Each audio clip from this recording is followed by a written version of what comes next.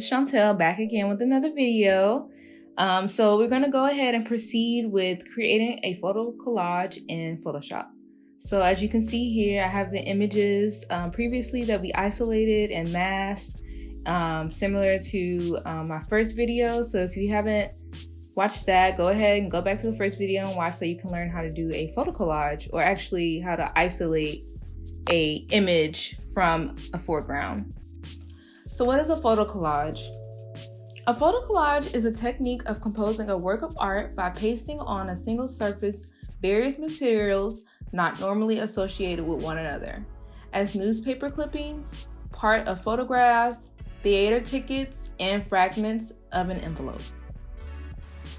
So with knowing that, we'll be creating more of, it'll be similar to your standard photo collage, but it will be digital, if that makes sense.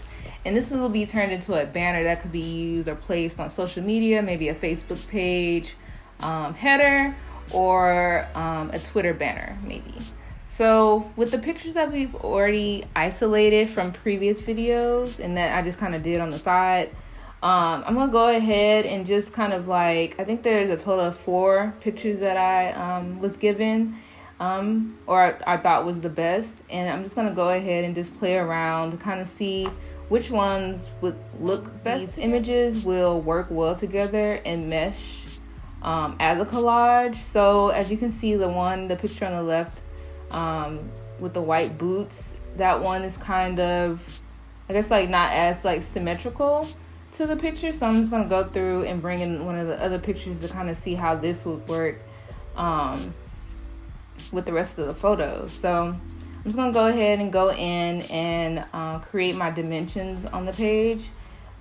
For a banner size, typically for a website, since it's gonna be for a website, I will do another video for resizing of banners for Facebook and Twitter. I typically like to use 1920 by 1080 because that's the typical size range with 1920 pixels of a website. So I'm gonna go ahead and use that and bring in the other two images, and bring in a new image to see how it works with the symmetry of the other 2 photos that I've used already. So just kind of going back and forth. So obviously you can tell that I'm not feeling the picture with the boots, even though I do like it. It's just not working for what I'm envisioning for the collage. So I'm just gonna kind of play around and organize these next few images to kind of see where they could potentially work together on the new banner. So I'm just gonna go ahead and drag them over to the new resized banner, which is 1920 by 300. I think I went ahead and went with. I'm not sure. I think it might be 1080.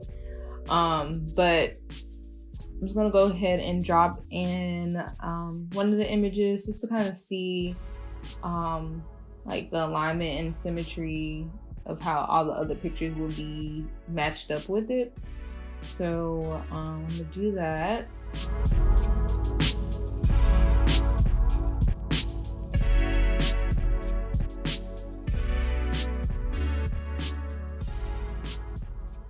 Okay, so I found some harmony within these 3 pictures. As you can see, I've dragged them over into the banner document that I created, which was 1920 by 1080 or 300, still not sure. But anyways, so I thought these 3 images work best with each other. It has some type of harmony, like I said before, and it just, I don't know, it feels right together. And so when you're creating your photo collages, you just kind of have to go based on, your judgment, better judgment.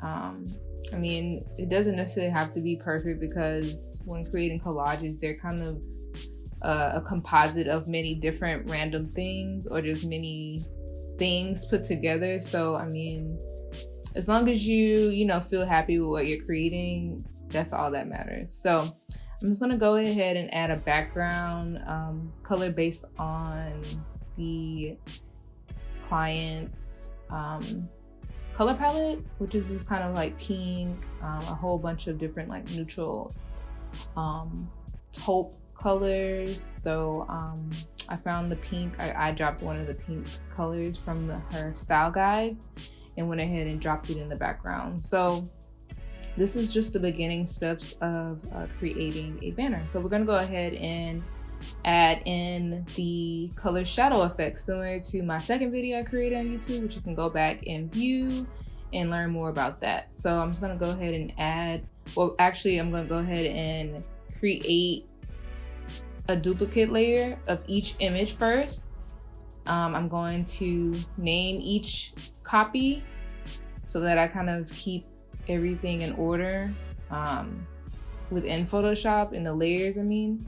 So I'm just gonna go through, duplicate each layer, and all you have to do is right click on a layer and then you scroll down and you should see duplicate layer, and the layer will duplicate itself. So once you go ahead and finish that,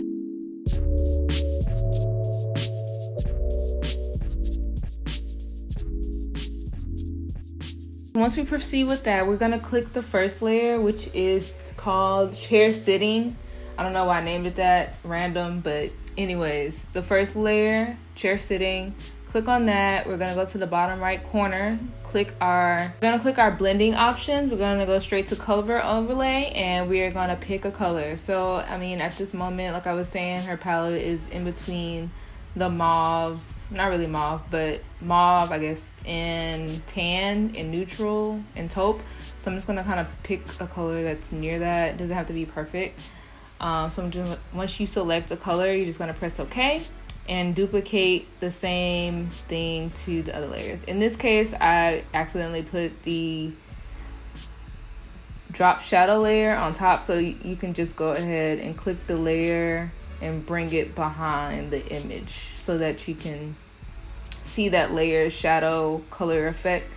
And in order to accomplish the shadow effect, you can just use your arrow key, right or left, up and down, to just shift the layer with the color shadow effect on it, and voila, there you go. You have a nice color shadow effect behind your image. So I'm just gonna go ahead and repeat that for the other two images, and I will be right back.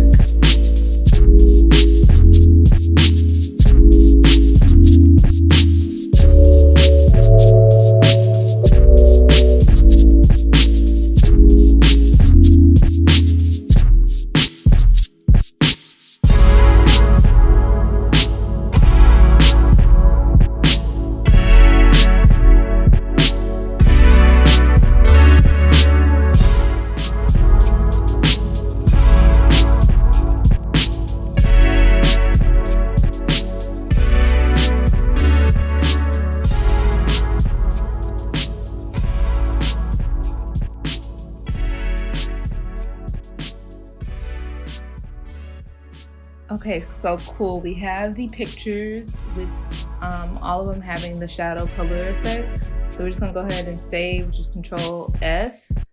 Always remember to save.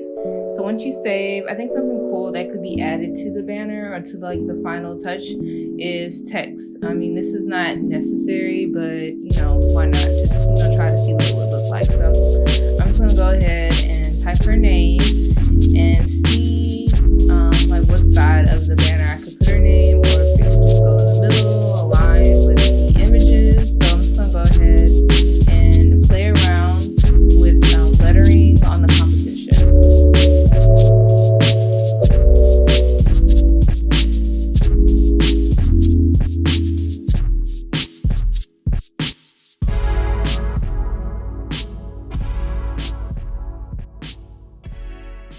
Okay, so now that that's done, you kind of see what the overall image looks like with text. So since we're not gonna be just necessarily using the text, it was just like for an example, I'm gonna go ahead and play with some other like color options for the shadow effect. So I'm just gonna go into our blending options. Like I said, the color palette was around like different mauve, taupe, pinks, purples. So I'm just gonna go ahead and pick a lilac color. And you kind of see how it changes and how you're able to be flexible with the different color backgrounds. You don't really have to have it you know, all one color, but in this case, I'm just, you know, gonna have it all one color. Also, I want to kind of play with the size and range of the shadow. So seeing what it looks like oversized versus when it's super like close and tight knit on the image subject. So I'm just gonna go ahead and play with that throughout all of the other images. So stay tuned.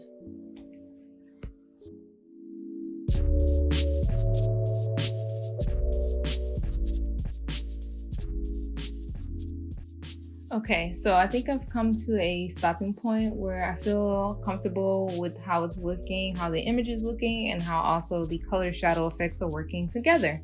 So this is pretty much the tutorial of how to create a photo collage. It ended up turning into be how to create a photo collage banner by resizing the canvas size, also by adding the text, but it's okay.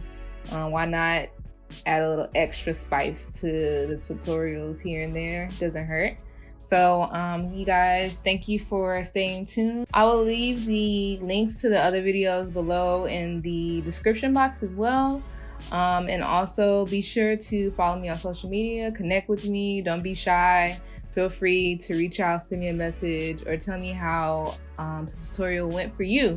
And until next time, keep your imagination running wild.